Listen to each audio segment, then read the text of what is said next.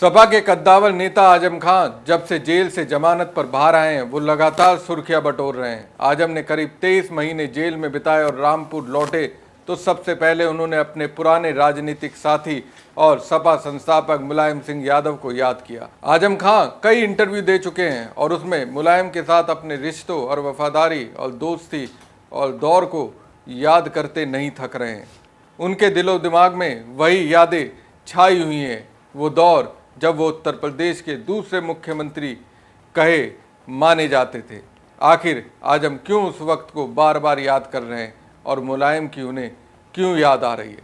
अब दोस्तों, इसको समझने के लिए सपा अध्यक्ष अखिलेश यादव ने अपने चाचा शिवपाल यादव को जिम्मेदारी सौंपी है। शिवपाल ने जिम्मेदारी निभाई और आजम खान को फ़ोन लगाया, फ़ोन पर बात भी हुई। अब सवाल है, आजम और शिवपाल के बीच आखिर क्या बातचीत हुई? शिवपाल को आजम ने क्या कहा?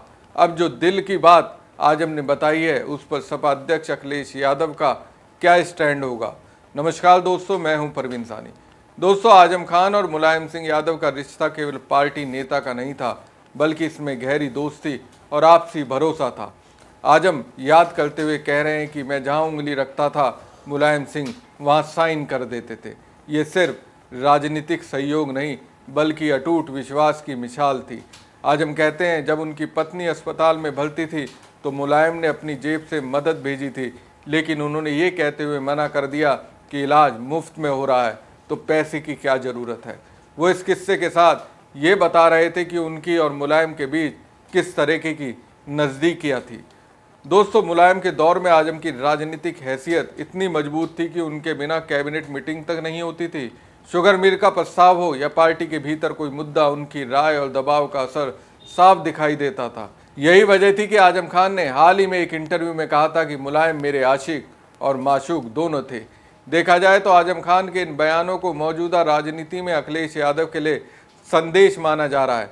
अखिलेश 8 अक्टूबर को आजम से मिलने भी रामपुर आने वाले हैं।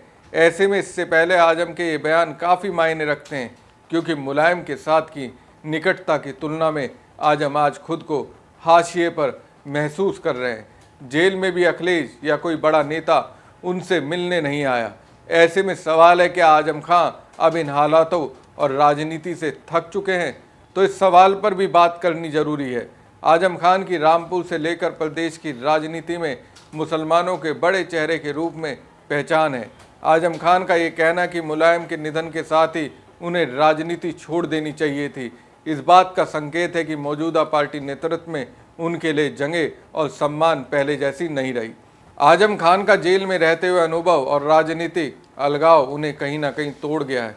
तभी एक वक्त के सबसे ताकतवर मंत्री और मुलायम के साये में राजनीति करने वाले आजम आज स्वीकार करते हैं कि वो खुद गल्ज हो गए थे।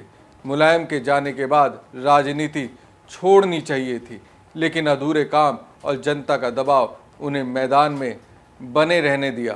उनके इस कबूलनामे में उनकी थकान और राजनीतिक अकेलेपन की झलक साफ दिखाई देती है।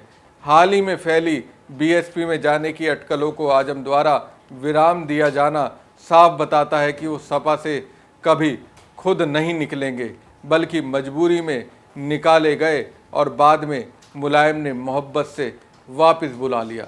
इस बयान में ये भी दिखता है कि उनका सपा से नाता अब भी दिल से जुड़ा है, लेकिन संगठन में उनकी स्थिति कमज़ोर हो चुकी है।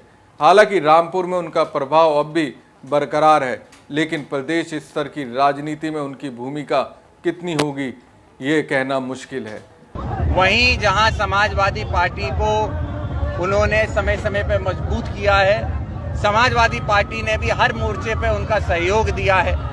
चाहे वो यूनिवर्सिटी की बात हो, चाहे रामपुर के विकास की बात हो, चाहे अल्पसंख्यक मुसलमान समाज को आगे बढ़ाने की, उनका हक दिलाने की बात हो, जब जब आजम खान साहब ने कोई मुद्दा उठाया, समाजवादी पार्टी एक चट्टान की तरह उनके साथ खड़ी रही है। तो ऐसे में ये बात तो बिल्कुल तय है, वो लोग जो कहीं ना कहीं ये चाह रहे थे कि आजम खान जी द्वारा या उनके द्वारा बयान दिला के या उनके लोगों को बरगला के किसी तरीके की राजनीति उसमें की जाए, उनकी राजनीति पूरी तरीके से चौपट हो गई। आजम खान साहब समाजवादी पार्टी के साथ थे, समाजवादी पार्टी के साथ हैं और आगे भी रहेंगे। मुस्लिम राजनीति में उनकी जंगे अब नए चेहरे तलाशे जा रहे हैं और सपा नेतृत्व के साथ उनकी दूरी इन संभावनाओं को और प्रबल भी करती है।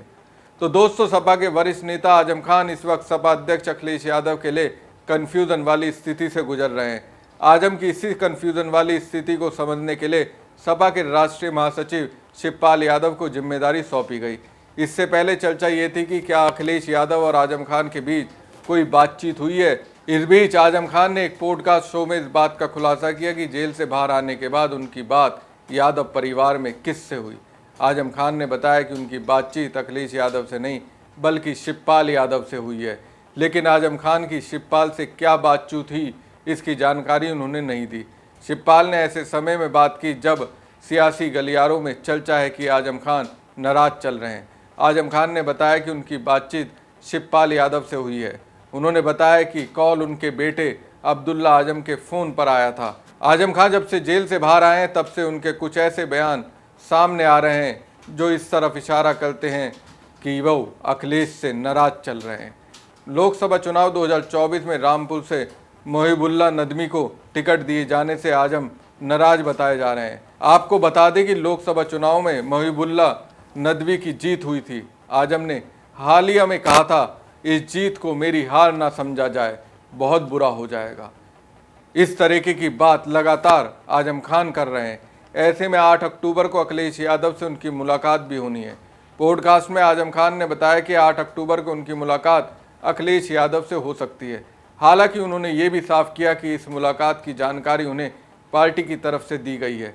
अखिलेश यादव से उनकी कोई सीधी बातचीत नहीं हुई है। आजम खान ने कहा कि अखिलेश यादव जब भी उनसे मिलने आएंगे वो मेजबानी में कोई कमी नहीं छोड़ेंगे।